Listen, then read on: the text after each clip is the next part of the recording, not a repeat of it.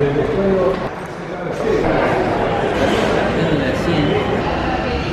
guys! So, ayun, dito na kami sa boarding gate. We're still waiting for it to be open, and then in a while we're going to enter the aircraft. But before that, we're on standby, so we're still not sure if we are able to make it. But fingers crossed na makapasok kami because we are using a staff ticket. So currently it is 12:51 in the afternoon, so mag 1 PM na pala. Our flight will depart at around 2 o'clock.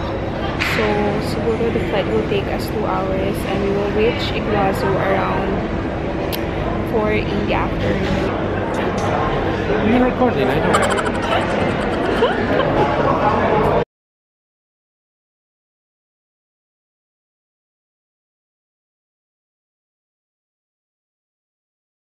Touchdown, Iguazu.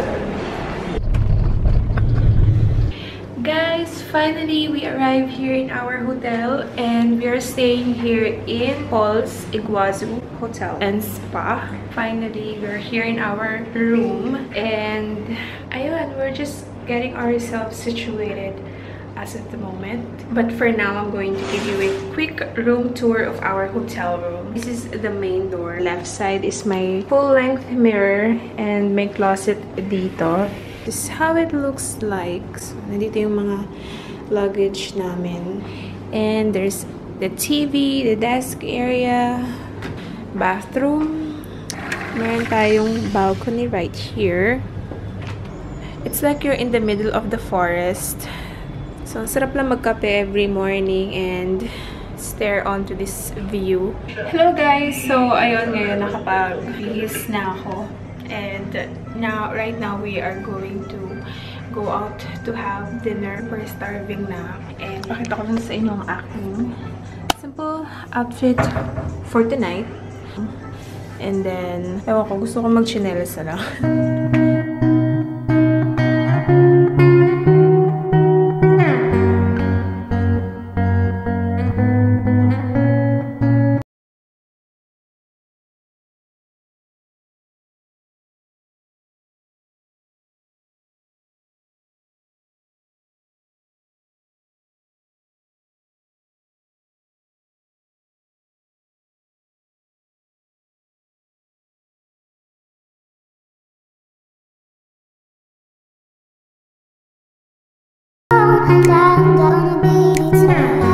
So right now we are entering this open forest na nasa likod lang ng hotel namin. Kaya nakikita nyo guys, it's all green, lots of trees. We just reached the jungle and we're just wearing our slippers. OMG guys, look. Oh.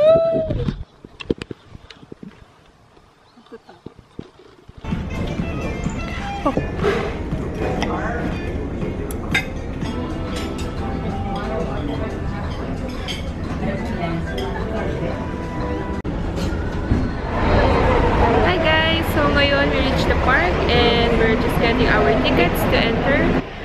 Guys, nakapasok na tayo! So ngayon, bibili lang kami ng tickets for the Grand Adventure wherein you're gonna ride the boat and go inside the falls. Ready, ready? Hey. Minutos hasta el puerto. Sí. Metamos un bolso para tus zapatillas. Nacional Iguazú, entre otras cosas. En el sendero, mucho cuidado a los bordes. Y una vez que ustedes llegan a la de las cataratas, van a tener un tiempo para hacer fotos, videos y después de eso no van a tener. Y en el año. So, ayun, tapos na yung forest tour. It took us 20 minutes and 6 kilometers ride. So, ngayon, pababa na kami sa trail to ride a boat. We're very excited. They are providing some bags to protect your belongings for it not to get wet.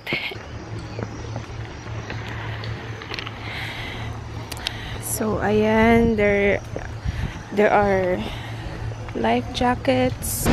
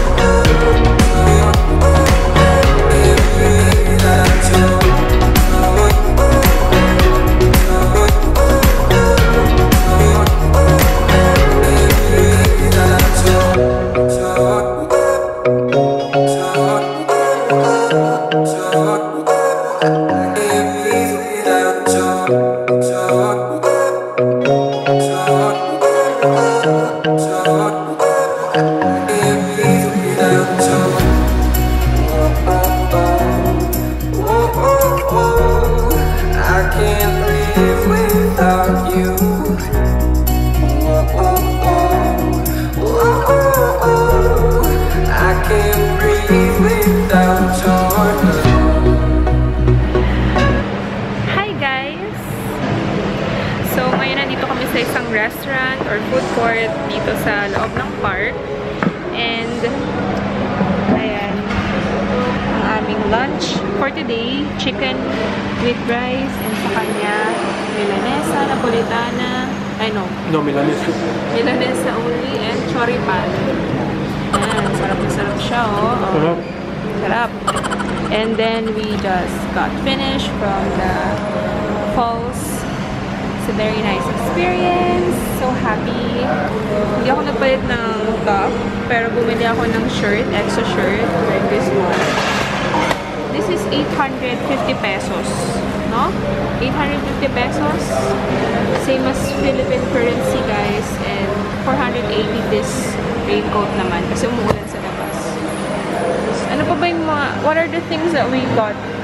I also got this hat, diba? Mala Kuya Kim hat, jungle hat. Ayan. How much is this? This is 850 pesos as well. Ayan, guys. Feel na feel ang jungle adventure. Feel na feel ang jungle. Ayan, diba? Tsaka I really need to have a hat because it's raining outside to protect my head. And then now, let's eat.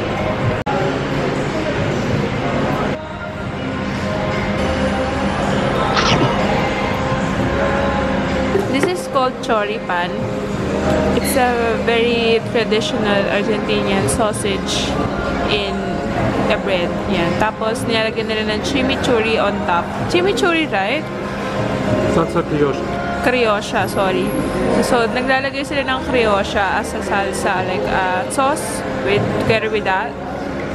Yung criolla, it consists of tomatoes, onions, garlic, and capsicum.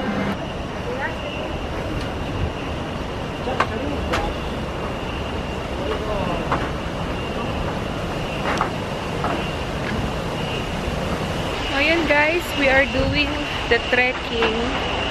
So we're just gonna walk a long way. As you can see. Ayan.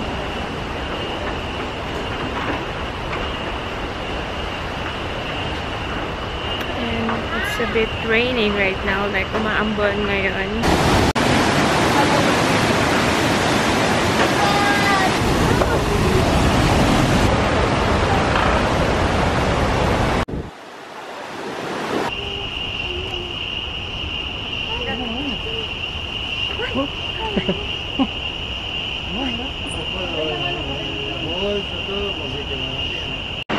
So guys, nakakatuwa kasi may mga mangilan-gilang Pilipino na nandito na nakikita ko. And dito sa Argentina, very uncommon na makakita ka ng Pinoy kasi hindi man wala masyado nagtatrabaho na Pinoy dito.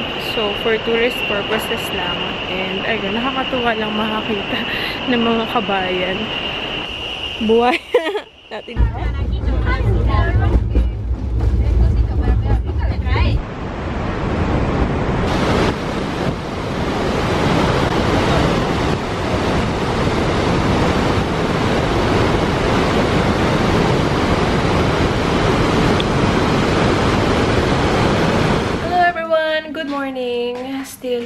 Iguazu. This is our day 3. Bale, this is our last day here. And after a couple of hours, we're going to leave. So, ngayon yung current time here is 7:57. So, mag-8 na. And we're about to go get some breakfast. And, ayun, yung flight namin is around 4 in the afternoon. So, we still have a few hours to spare. So we're just gonna take it easy, just gonna chill. We're just gonna chill here in the hotel. I want breakfast. Ayun. After breakfast siguro punta lang kami sa pool, mag-swim a bit, and then after that we can also try the spa, like the massage services. Alright guys, so ayan, tapos na yung makeup natin, and just going to fix my hair. Ayun, I think it's past 11 now and we have to hurry, and ayusin ko na yung mga gamit namin. So stay tuned and I'm going to update you guys later. Guys, we are leaving, so I hope we didn't forget anything. Alis na kami guys. Bye room. Bye.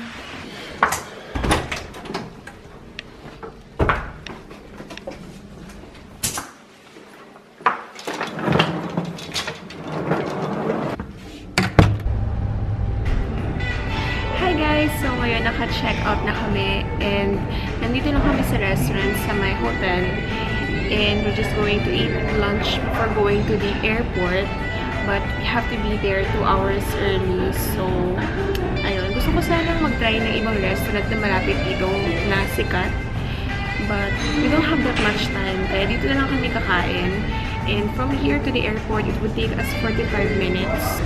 So, ito yung starter na in-order namin, guys. This is called fries with cheese and bacon. And spring onions. And Coke and water. And I'm still waiting for my smoothie, though. Food has arrived, guys.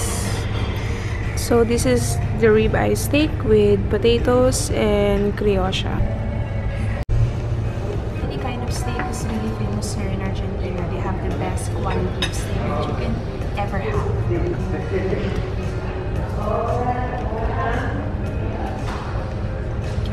So soft, you guys.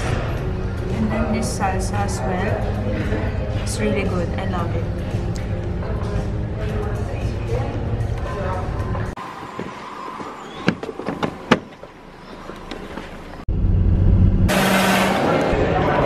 So, nandito na kami sa boarding gate. So, hinihintay na lang namin matawag yung zone namin kasi sa bandang unahan kami. So, since we're using staff ticket, napaaga yung aming pag-alis. So, buti na lang maaga kami pumunta dito sa airport kasi yung next flight is going to be full. So, baka hindi kami ma-issue ng ticket. So, it's very nice of them na tinurn over nila kami sa earlier flight. So, ayun, mapapaaga yung land namin sa Buenos Aires.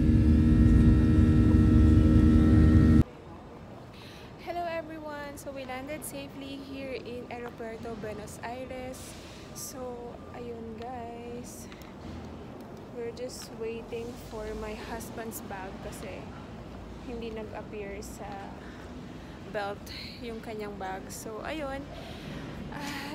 I think I'm gonna end the vlog here. Thank you so much for watching.